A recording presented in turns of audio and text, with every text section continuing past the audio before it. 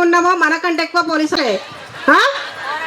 జిందాబాద్ CITU, జిందాబాద్ CITU. రాష్ట్ర నలుమూలల నుండి విచ్చేసినటువంటి సోదరిమణులందరికీ మా సిద్దిపేట జిల్లా తరఫు నుంచి ప్రత్యేకంగా విప్లవాభినందనలు తెలియజేస్తున్నాను. ఈరోజు ఈ సమావేశం ఏర్పాటు చేసుకోవడానికి ఎన్ని తిప్పలు పడ్డామో, ఎంతెంత మంది ఎక్కడి నుంచి ఏ రాత్రి ఏ పగలు ఎవరు అరెస్ట్ చేయకుండా ఇక్కడి వరకు చేరుకున్నాం. అంటే ఏ ప్రభుత్వాలు వచ్చినా అంగన్వాడీలు అంటే ఎందుకు ఇంత నిర్లక్ష్యం చేస్తున్నదో, ఎంత నిర్లక్ష్యం చేస్తున్నదో మనం ఆలోచించుకోవాలి. మనం అనుకున్నాం తెలంగాణ ప్రభుత్వం ఉన్నప్పుడు ఏమీ చేయలేదు, జీతాలు లేవు, టీఏ బిల్స్ లేవు. దాదాపుగా ఇప్పుడు ఎన్ని సంవత్సరాలు అవుతుందో టీఏ బిల్స్ లేక మనకు పేరుకే 13,650 రూపాయల వేతనం ఇస్తున్నదని చెప్తుంది ఈ ప్రభుత్వం.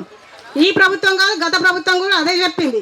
కానీ సెంటర్ ఖర్చులకు వచ్చేసి ఇప్పటిదాకా చెప్పింది కదా, మనం ఈ కుడి చేతి ఉండి తీసుకుంటే 7వ చేతి కిందకి ఎన్ని పోతున్నాయో తెలియదు, లెక్కలేదు, పత్రం లేదు. మరి అట్లాంటి దుర్భర స్థితిలో అంగన్వాడీ మనం గడుపుతా ఉన్నాము. ఎక్కువగా దీని మీద ఆధారపడి బతికే వాళ్ళం చాలామంది ఉన్నాం. మరి ఈ ప్రభుత్వం వచ్చింది, ఇప్పుడేమన్నా కొద్దిగా బాగుపడతామేమో అని మనలో చాలామందికి ఆశలు పెట్టింది ప్రభుత్వం.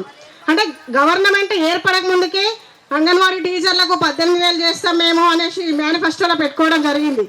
గత ప్రభుత్వం ఏదైతే అమలు చేస్తున్నదో ఈ ప్రభుత్వం కూడా అదే అమలు చేసే పరిస్థితి ఉంది. ఆయన చెప్పులు ఇచ్చిపోతే ఈయన కాలు పెట్టి తొడుక్కుంటూ వస్తున్నారు. మరి ఇప్పుడు మన పరిస్థితి ఏంటని చెప్పేసి ఈరోజు అసెంబ్లీ సమావేశాలు ఉన్నాయని ఈ నగరం నడిపడ్డున అడగడానికి వచ్చాం మనం. మరి అడగడానికి వస్తే మన కసి ఎలా ఉండాలి ప్రభుత్వం మీద? వేతనాలు పెంచేంత వరకు కూడా మనం గతంలో చేసినాం. ఇందిరా పార్క్, ఇదే ఇందిరా పార్కులో ఒక్కరోజు ఇక్కడ కూర్చుంటామని వస్తే 4 రోజులు కూర్చున్నాం. అప్పుడు మరి మన అంగన్వాడీ స్టార్ట్ అయిన నుంచి ఎన్నో పోరాటాలు చేసి ఎంతో కొంత సాధించుకొని పోయినాం. మరి ఈ ప్రభుత్వం మీద కూడా మనం సాధించుకోవడానికి ఇప్పుడు మనకు అవకాశం వచ్చింది. ఏదేమైనా కానీ మనకు ప్రభుత్వం అన్నీ అమలు చేస్తా అని చెప్తుంది తప్ప ఒక్కటి కూడా ఇంతవరకు 1 ఇయర్ గడిచింది. 1 ఇయర్ గడిచిన కాలంలో కూడా వేతనాలు రాని రోజు ఎప్పుడు మనకు ఫస్ట్ నాడు పడ్డది లేదు. మన రాష్ట్ర కార్యదర్శి జయలక్ష్మక్క గారు పోయి మా వాళ్ళకు వేతనాలు అయ్యిండ్రి, మా వాళ్ళకు వేతనాలు అయ్యిండ్రి అంటే వేసే పరిస్థితి. ఇప్పుడు ఈ నెల ఇంకా పడని పరిస్థితి. మరి అట్లాంటప్పుడు మనం ఏ విధంగా ముందుకు పోవాలనేది కూడా మనం ఈరోజు మాట్లాడుకోవాలి, చర్చించుకోవాలి. ఏదో ఒకటి పరిష్కారం మనకు వచ్చేంత వరకు కూడా ఇక్కడ నుంచి కదిలే ప్రసక్తి లేదని చెప్పేసి ఈ ధర్నా సందర్భంగా ప్రభుత్వాన్ని హెచ్చరిక చేయాలని చెప్పేసి నేను తెలియజేస్తా ఉన్నాను. మరి మనకు అలవెన్స్, ఇంటి రెంట్ కూడా చాలా పెండింగ్లో ఉన్నాయి. ఆ రెంట్లు టౌన్లో పెంచాలి, అట్లాగే రూరల్ గ్రామాలలో కూడా హౌస్ రెంట్ను పెంచాలి. పక్కా బిల్డింగ్లు ఉన్న వాటికి కూడా కనీస వసతులు లేవు. మరి మనం 24 రోజుల సమ్మె చేస్తే ఇప్పుడు కాంగ్రెస్ ప్రభుత్వంలో ఉన్న నాయకులంతా మన టెంట్ల దగ్గరకు వచ్చి మా ప్రభుత్వం వస్తే కనుక మీ సమస్యలన్నీ పరిష్కారం చేస్తామని చెప్పి హామీలు ఇచ్చిన పరిస్థితి ఉంది. మరి ఆ హామీలు ఏడవైనాయి అని ఈరోజు మనం అడుగుతా ఉన్నాం. అప్పుడు ఏ హామీలు ఇచ్చినావో ఇప్పుడు హామీలు అమలు చేయ బిడ్డ అని చెప్పేసి అడుగుతా ఉన్నాం. ఎందుకు అమలు చేయవు, ఎట్లా అమలు చేయవు?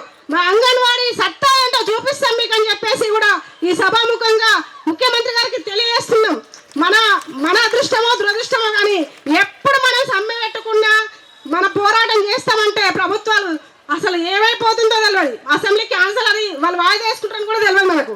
మనం అసెంబ్లీ నడుస్తుందని చెప్పి మనం ఇక్కడ పోరాటం చేసుకుంటే ఈ అంగన్వాడీలు వస్తే గదిలో కానీ ఇక్కడ అక్కంటుంది. మనం భయపడి అసెంబ్లీ వాయిదా వేసుకున్నాం, అది కరెక్ట్. మన బుద్ధి చెప్పాలంటే ఇది కరెక్ట్. మనకి అట్లాంటి విషయాలు మనకు చాలా ఉన్నాయి, మన అనుభవాలు కూడా ఉన్నాయి. గతంలో కాంగ్రెస్ హయాంలో కూడా అనేక రకాల జీవోలు తెచ్చిర్రు. స్వచ్ఛంద సంస్థలకు అప్పచెప్తామన్నారు, మదర్స్ కమిటీకి అప్పచెప్తామన్నారు, 420 జీవోలు తెచ్చిర్రు. ఎన్ని జీవోలు తెచ్చినా కూడా వాటిని వెనక్కి తిప్పికొట్టామా లేదా? మరి ఇప్పుడు కొత్త కాదు మనకు పోరాటాలు, మనకు కదలడానికి సమస్యలు వస్తున్నాయి. ఇక్కడ ఎందుకు కదులుతలేమనేది మనం ఆలోచించుకోవాలి. ఏదేమైనా కానీ ఈరోజు కనీసం మనం పెట్టిన డిమాండ్స్లలో 1, 2, 3 ఏది పరిష్కారం చేస్తారో చెయ్యాలి. అది చేసేంత వరకు మేము ఇక్కడి నుంచి కదలమని చెప్పేసి ఈ సభాముఖంగా నేను తెలియజేస్తా ఉన్నాను. ఈ అవకాశం ఇచ్చిన మీ అందరికీ